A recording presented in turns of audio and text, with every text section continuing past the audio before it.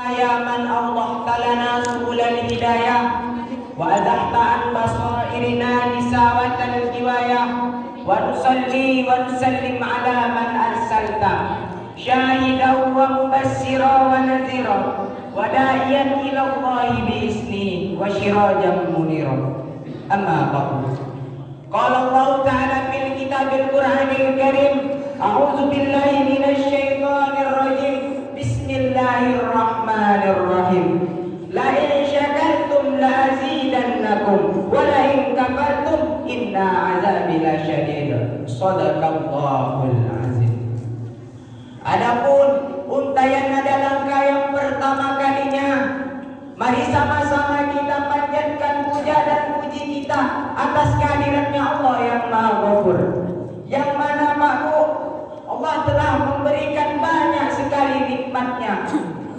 Daripada banyak nikmatnya Allah berikan kepada kita nikmat kesempatan dan nikmat kesehatan, sehingga dengan berlandaskan nikmat yang dua ini Bapak Ibu, kita masih bisa melangkahkan kaki, mengayunkan tangan dari rumah masing-masing, dari istana kita masing-masing menuju ke Masjid Al-Jihad yang kita cintai ini. Maka mari sama-sama kita bersyukur dengan mengucapkan Alhamdulillahirabbil alamin.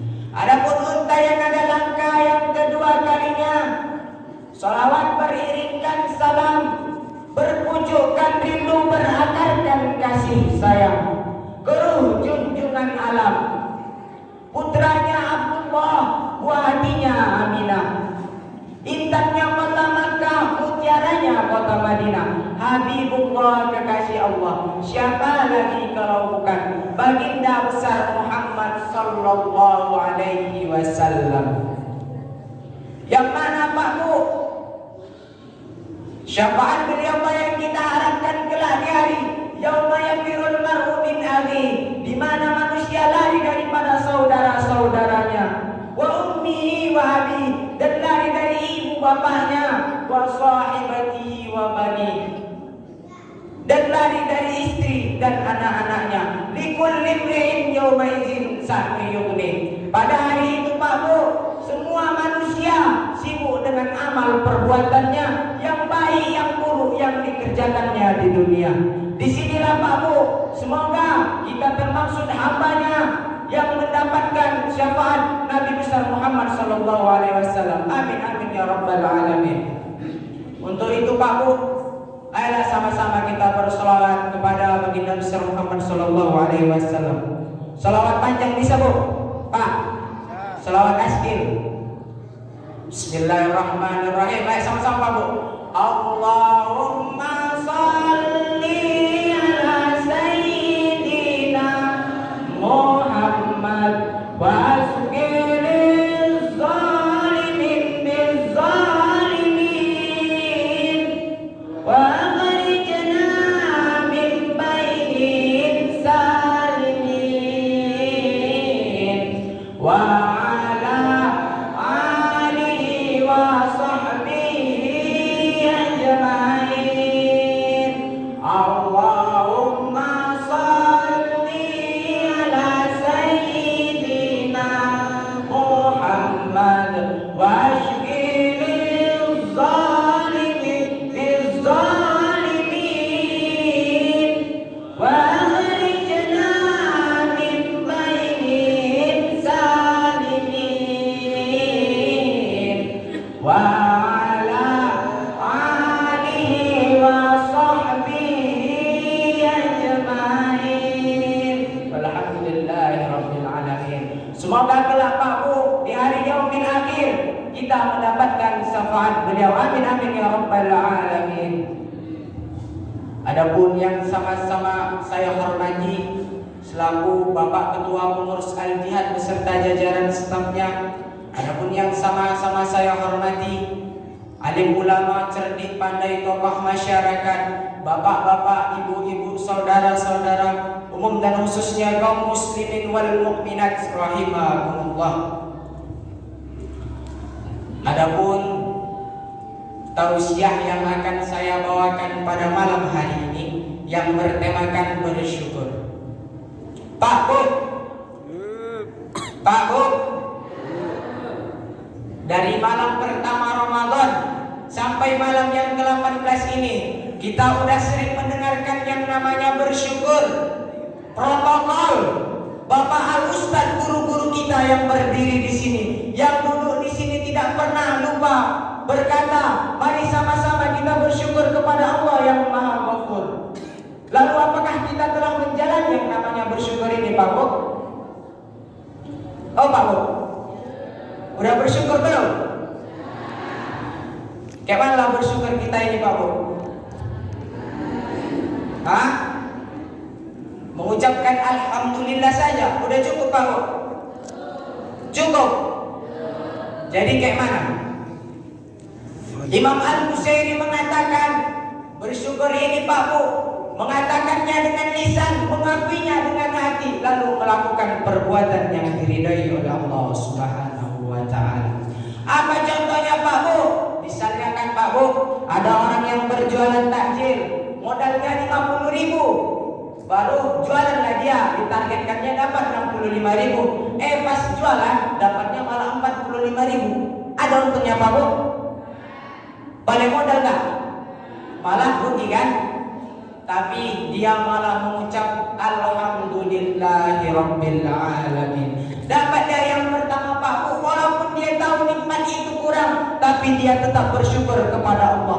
Baru yang kedua tadi, mengakuinya dengan hati. Di saat dia mendapatkan nikmat yang kurang tadi, Pak Bu, dia tidak mencerca Allah, dia tidak memaki Allah, tapi apa yang dia katakan?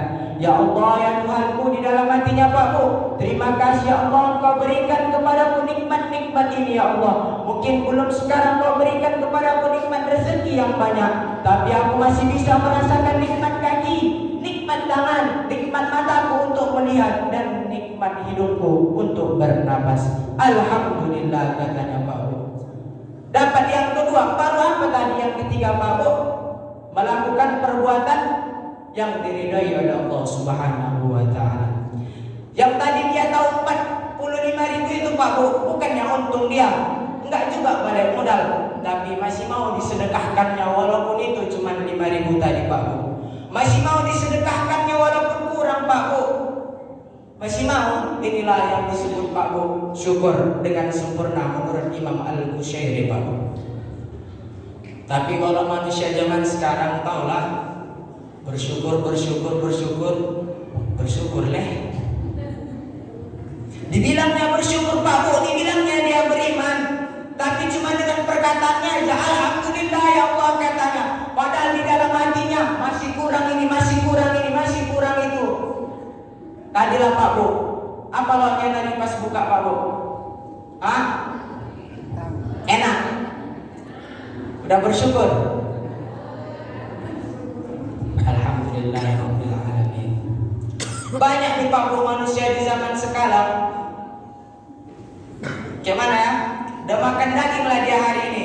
Makan daging, ditengoknya ke atas, ada pula orang yang makan siput. Ditengoknya lagi ke atas, ada pula orang yang makan lebih mewah lagi. Gimana lah tuh, Pak Bu? Jadi gak pernah bersyukur lah manusia ini, Pak Bu. Makanya kalau kita mau bersyukur, jangan pernah lihat ke atas, tapi lihatlah dulu ke bawah. Mungkin makanan kita hari ini cuma sayur, buka kita hari ini cuma sayur, tapi tengok orang ke bawah. Masih ada orang yang berpuasa tapi tidak ada hidangan berbukanya. Dia hanya menelan sebuah permen, mungkin dia bahkan cuma minum segelas air, Pak Bu. Tapi kita masih diberikan oleh Allah nikmat-nikmat yang lainnya, masih diberikan makanan-makanan yang lezat, Pak Bu. Bersyukurlah kita, Pak Bu, bersyukur. Teringat saya sebuah kisah yang di zaman para nabi, Pak Bu. Ada sahabat Nabi yang bernama Salamah, Pak Bu. Jadi Salamah ini adalah orang yang miskin. Saking miskinnya, Pak Bu, dia punya satu sarung inilah yang digilir sama dia sama istrinya untuk sholat sama Allah Subhanahu wa Ta'ala. Apalagi pas maghrib, kan waktunya mepet kan, Pak Bu. Kalau si Salamah ini orangnya sibuk pula sholat ke masjid, tapi pas udah siap sholat, assalamualaikum warahmatullah, assalamualaikum warahmatullah, enggak disempatkan dia lagi berzikir, enggak disempatkan dia lagi berdoa Pak Bu. Langsung lari cabut kabur ke rumah. Rasulullah bingung lah Pak Bu. Kenapa si sahabat ini kok tiap hari sholat maghrib enggaknya doa dia, enggaknya zikir? Ditanya Rasulullah lah sama sahabatnya Pak Bu. Wahai sahabat-sahabatku, tahukah engkau kenapa si sahabat selalu tidak pernah menyempatkan waktunya untuk berzikir, tidak pernah menyempatkan waktunya untuk berdoa? Kenapa si sahabat ini? Kata Rasulullah, apa kata para sahabat? Enggak tahu kami ya Rasulullah. Sampai tanyakanlah sama si sahabat. Ditanyakanlah sama si sahabat. Besoknya ketemu Rasulullah sama si sahabat. Apa kata Rasulullah? Wahai sahabat, kenapa engkau belakangan ini, keseringan ini, setiap maghrib enggak pernah ikut berzikir, enggak pernah ikut berdoa, langsung lari cabut entah kemana-mana.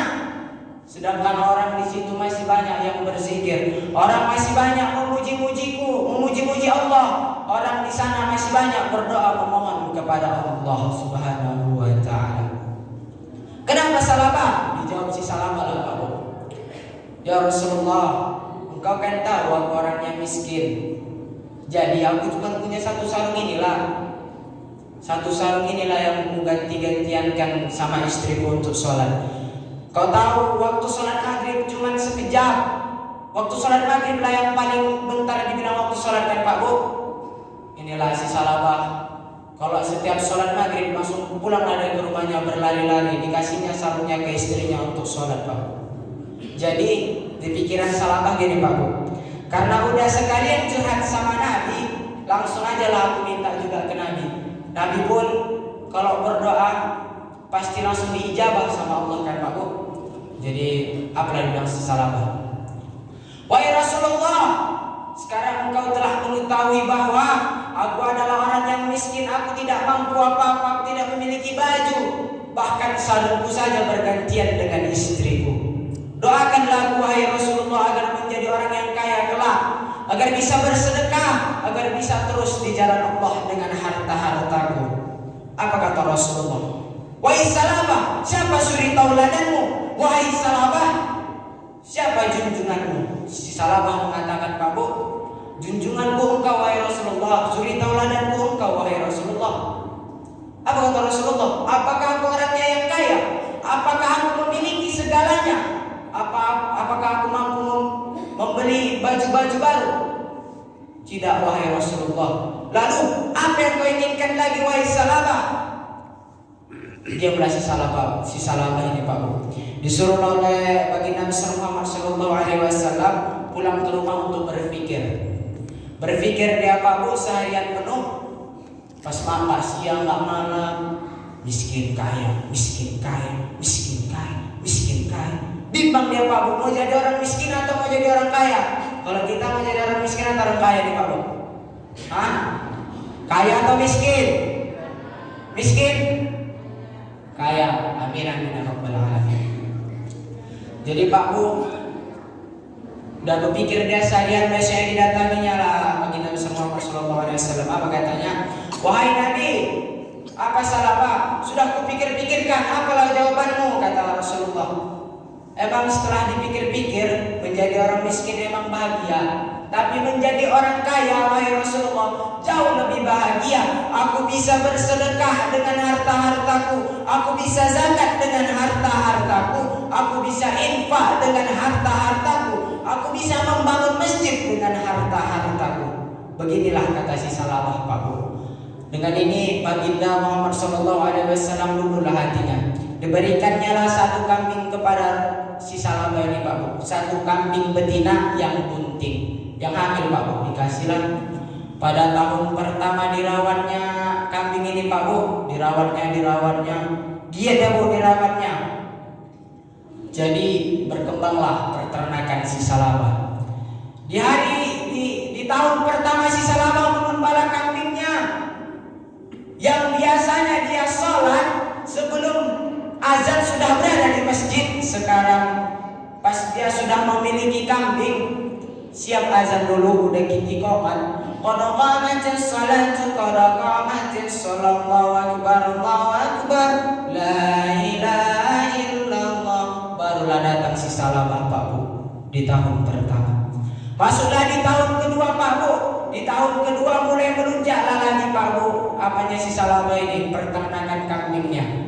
Yang mulanya cuma 1 padang rumput dikuasai oleh kambing Salabah, mulailah 3 padang rumput, 4 padang rumput, 5 padang rumput.